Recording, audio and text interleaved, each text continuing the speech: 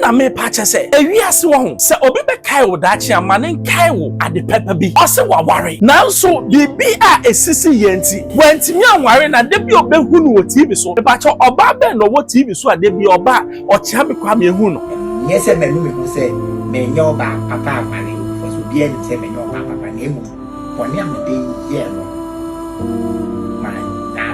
ya wo baby wo ho a sebe wo hwere na wo se wa hwere agudie ebi wo ho a wo ne te no na kura wo nim so agudie ba ofi wo nsa na wo se o ya agudie I minim ni America because me ti agudie ho ti minim agudie America. Keep watching Xposed GH, the best channel on all of YouTube. Yes.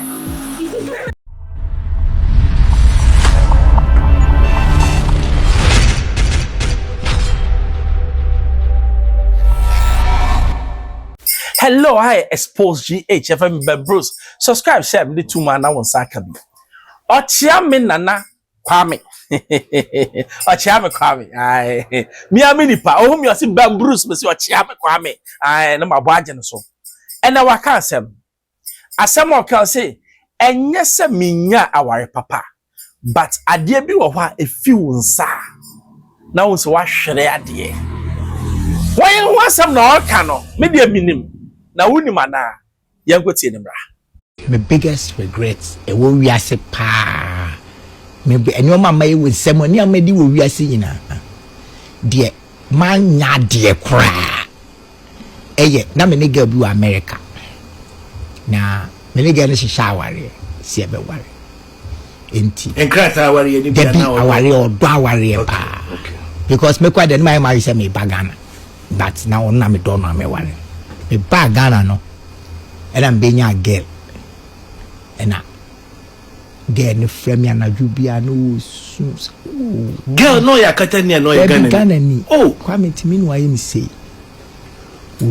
o frame ya no so na me so me ntimi family no at the same time enti da ko me ho frame no so na me di attraction sa na da ko me ka chete wini de watete na ye no kre was Kwame wa ame and I'm idea why ain't mint me worry because mint me job may be any view.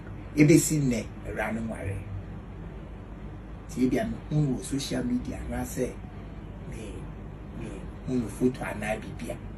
It's I right there my enemy. If it's a more dumb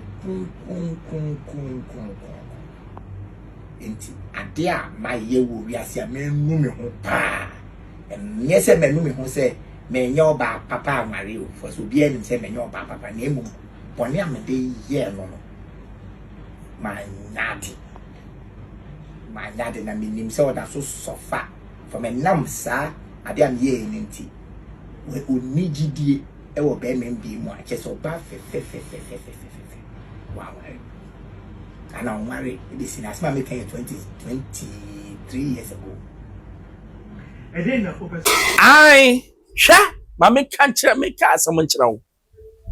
Ebia won't chimpana chair. Wow, shame, umpranchen half. So what chimpana now when you move degree and you make can so that's yes. Ya what? Sabe and nebia won't or baby da. We are singing now, we fit da. And only a friend of special and that I mean sex. Ya what baby wa sabo shrena. Who say what should a good year? Ebi wo ha won ne te no na okura wo nim so agudie ba ofi wo nsa na hu se oya agudie I minim ni America because me ti agudie ho ti minim agudie America e ma ne bi ya adesoa it means owo so na ogbompa esi nya minyi ni fi so obi so wo ho a wo hwere na wo nya biemu da eno na ato Okyeame Kwame ene wo ka ho asem no ose obi anim se wanya warepa bade bia okai oba bia no oba no oka no ehwa no obi try say oba we de eye nana mama McBrown no oka because nana mama McBrown oka say oba oye oba sima oka say oba wo ye oba mu a oba sabi otime to de sa ma ne de me respect obi anim se de amete sabe me mpe maafon wo ba wo nya adwuma me pese wo ye madam fupo because me ni time ma I know that they be a me bomb me hearing some and say, well, baby to say a fear from Pomadia,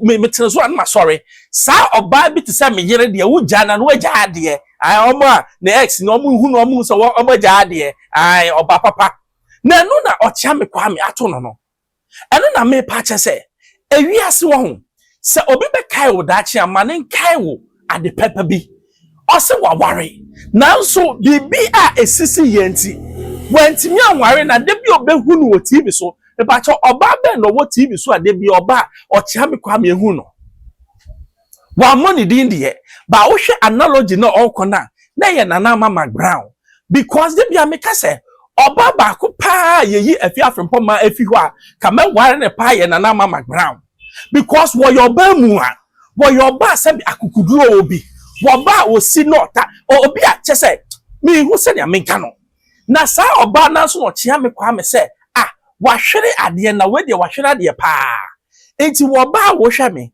enye to ho asem na oka enye nufu asem na oka oba o suban oka oba obebo wachidom oka oba sebe sane Bible ne kan obeye wo so wo seso eboafo na sebe enye sa oba no na kofa oba sebe ebibi kekede a na ne ogegirije ene Okyeame Kwame wo so wanu ne ho but achiemu yi na mama McBrown sani a Maxwell eye no na nuti na ye me ya because Maxwell we jimi onim sa ade papa do wajayi ade jimi o wotimi kwaware na mama McBrown se maja no wajimi obetimi kasa nche Maxwell se jimi no jimi no jimi no because obat se na ma ye nya no odu church kwa na te ho because all your papa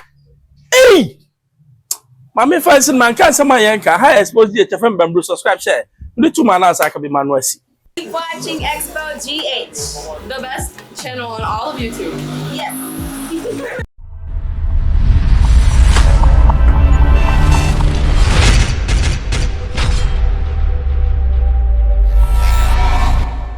My biggest regrets e wo wiase pa me be eno mama e wo semoni amedi wo wiase nyina de man nya de kra eye na me ne ga bu America na me ne ga ne shaware si ebe ware enti enkrata aware ye ni bia na aware odo aware pa because me kwa de my marry say me bagana but now na me do no me ware me bagana no and am benya girl ena girl ni frame ya na jubia no girl no ya katania no ya Ghana ni Kwame timi no aye mi say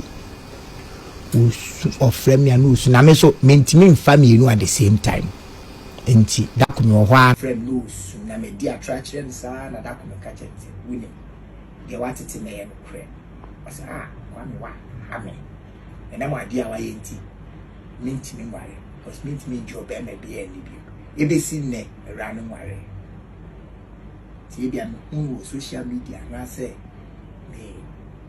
me photo ana bibia is I right there my name on if say no dom enti ade a my ye wo wiase a me nu me ho pa em nye se me nu me ho say me nya oba papa amare o for so bia nim say me nya oba papa na emu boni am de ye no my nadi na minim se oda so sofa for me nam sa ade am ye nti we onigidie e wo be me bi mu a che so ba fe wow and I'm married this in asma me 23 years ago.